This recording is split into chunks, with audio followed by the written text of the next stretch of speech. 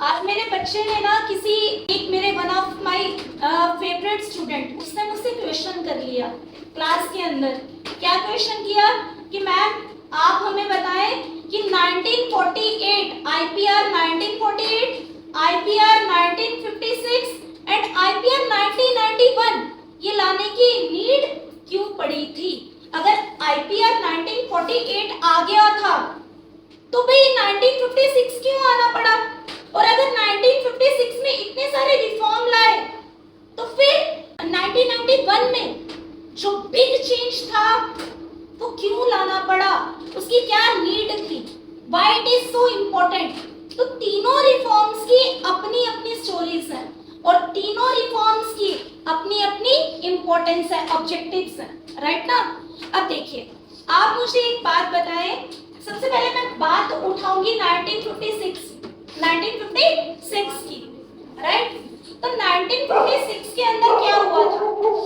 1956 के अंदर शेड्यूल ए के अंदर हमारी इंडस्ट्रीज को रख दिया गया, शेड्यूल बी में 12 इंडस्ट्रीज को रख दिया गया एंड शेड्यूल सी में कुछ हमारी इंडस्ट्रीज को प्राइवेट और कुछ पब्लिक सेक्टर के अंदर रख दिया गया। सबसे पहले स्टार्ट करेंगे आईपीआर 1948 के अंदर जो रिफॉर्म्स आए थे वो व्हाट वाज द चेंजेस, वो क्या रिफॉर्म थे। तो देखो बच्चे ध्यान से बड़ा आप लोग ना तरीके से समझना इस चीज को। एक तो हम आजाद हुए अभी हमें 1 ईयर ही हुआ था, और दूसरा अभी हमारा कॉन्स्टिट्यूशन भी पूरा बन के रेडी नहीं हुआ था। तो बच्चे हमारे पास तो रिसोर्सेज की इतनी ज्यादा जो हमारे पास रिसोर्सेज थे उसकी इतनी कमी थी। रिसोर्स हमारे क्या हो रहे थे, एवरी सिंगल डे डिप्लीट ही हुए थे। अंग्रेज जो थे हमारे रिसोर्सेज को लेके कहाँ ले गए थे, अपनी कंट्री में। और हमारे पास तो हैवी स्टील इंडस्ट्रीज या बड़ी बड़ी इंडस्ट्रीज भी नहीं थी। तो रिक्वायरमेंट क्या थी उस समय रिक्वायरमेंट सिर्फ इतनी थी आईपीआर 1948 के अंदर कि गांव के लोगों की रिक्वायरमेंट्स या गांव के लोगों की नीड्स को कम से कम एटलीस्ट उनको रोटी कपड़ा तो दिया जाए, उनको कम से कम भोजन तो दिया जाए, कम से कम एग्रीकल्चर थोड़ा तो स्टेबल हो। जो अंग्रेजों ने ब्रिटिशर्स ने इतना ज्यादा बुरा हाल करके गए थे, तो एक स्टेबिलिटी लाने के लिए आईपीआर 1948 आया था। बट उसके कुछ समय के बाद हमारा प्लान इनिशिएट किया गया। प्लानिंग जो थी 1951 में आई थी, लेकिन हमारी इंडिया ने उसको कब इम्पोज किया, कब इम्प्लीमेंट किया इकोनॉमी के ऊपर, 1951 में। और 5 ईयर के प्लान होते हैं, मैंने हमेशा बताया आप लोगों को। और कभी प्लान्स जो है वो आपके मतलब रद्द भी हो जाते हैं, ऐसा नहीं है हमेशा प्लान जो है वो सक्सेसफुल होंगे, कभी बीच में ही प्लान जो है वायलेट भी हो जाते हैं। तो 1950 आईपीआर 1956 के अंदर क्या हुआ था, 1956 के अंदर 3 शेड्यूल में इंडस्ट्रीज को रख दिया गया। आईपीआर 1956 में इंडस्ट्रीज को 3 कैटेगरी में डिफाइन किया गया, शेड्यूल ए, शेड्यूल बी और शेड्यूल सी। जहां पे शेड्यूल ए के अंदर 17 इंडस्ट्रीज जो है वो टोटली और प्योरली किसके अंडर रहेंगी, गवर्नमेंट के अंदर। एंड 12 जो इंडस्ट्रीज है वो किसके अंदर रहेंगी, प्राइवेट कम पब्लिक या public come private. And last जो थी वो क्या थी, हमारे शेड्यूल सी के अंदर कुछ इंडस्ट्रीज को डाला गया। एंड लास्ट मेरे बच्चे का क्वेश्चन का आंसर मुझे देना बहुत इंपॉर्टेंट है कि 1991 में क्या जरूरत पड़ी, आन पड़ी। तो बच्चे 1991 टाइम पीरियड ही अपने आप में एक बहुत बड़ी हिस्ट्री है।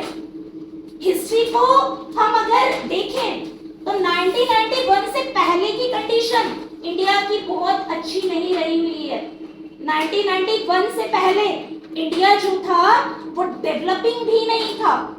रीजन बिहाइंड मैं आपको फिर कह रही हूँ, हमारे जो बैंकिंग सेक्टर्स थे, जो हमारा बैंक था, हमारे बैंकिंग सिचुएशंस भी इतनी ज्यादा अच्छी नहीं थी। इंफ्रास्ट्रक्चर भी इंडिया के अंदर कोई खास अच्छे नहीं थे। तो क्या लाना इंपॉर्टेंट था, फॉरेन की पॉलिसी और ओपन डोर पॉलिसी को इनवाइट करना बहुत इंपॉर्टेंट था। और क्या लाना इंपॉर्टेंट था? LPG reforms. क्या लाना बेटा? LPG reforms, liberalisation, privatisation and globalisation. L for liberty. Liberty किस चीज के ऊपर? इंडस्ट्रियलाइजेशन की लाइसेंसिंग के ऊपर। पहले क्या होता था? इंडस्ट्रीज को लाइसेंस नहीं मिलते थे, लेकिन अब क्या हुआ? जब लिबरलाइजेशन आई तो उससे छूट मिलने लगी। क्या? लेकिन ऐसा नहीं है कि मैक्सिमम छूट थी, लेकिन परमिशन जो थी ना, गवर्नमेंट हर एक इंडस्ट्री को ओपन करने की परमिशन ऐसे ही नहीं दे देती थी, या परमिट ऐसे ही नहीं कर देती थी उसे कि आप कोई भी इंडस्ट्री या फैक्ट्री खोल दो। बट फिर भी कहीं हद तक रिस्ट्रिक्शन को क्या किया गया? वैनिश किया गया, खत्म किया गया, कंट्रोल किया गया, राइट? एंड अगर मैं बात करूं जीएफटी, पी फॉर प्राइवेटाइजेशन, तो हमने जब रिफॉर्म लाए उस समय हमारे इंडिया के पास प्राइवेट सेक्टर्स नहीं थे। साहिल, क्यों प्राइवेट सेक्टर नहीं थे? क्योंकि प्राइवेट सेक्टर्स को लाने के लिए हमें क्या चाहिए? प्राइवेट सेक्टर्स के लिए क्या चाहिए बेटा? हमें पैसा चाहिए, और पैसा हमारे पास, मैं फिर कह रही हूँ, था नहीं। हमारे पास फाइनेंसिस की आदित्य क्या थी? कमी थी, राइट ना? तो उस समय हमें ये रिक्वायरमेंट थी कि बाहर से इन्वेस्टर्स आए और इन्वेस्टमेंट करें यहाँ आके, तो हमने ओपन डोर पॉलिसी का कंसेप्ट रख दिया। And last one is the globalisation. क्या मतलब हुआ? ग्लोबलाइजेशन। हाँ जी अंश, क्या मतलब होता है ग्लोबलाइजेशन का? एक बार कैमरा सारी तरफ। ग्लोबलाइजेशन का मतलब क्या होता है? ग्लोबल लेवल पे क्या करना? वर्ल्ड ट्रेड करना।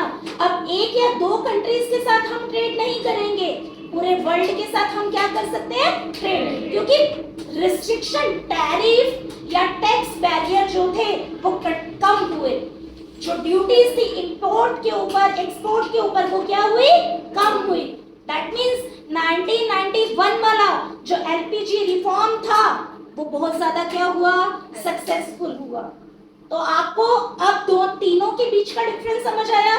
This is the difference between the IPR 1948, IPR 1956, लेकिन आईपीआर 1991 से हम लोगों ने बहुत ज्यादा डेवलपमेंट की।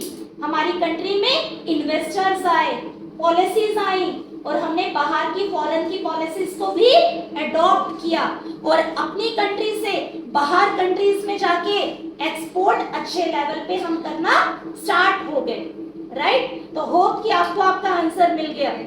Thank you all.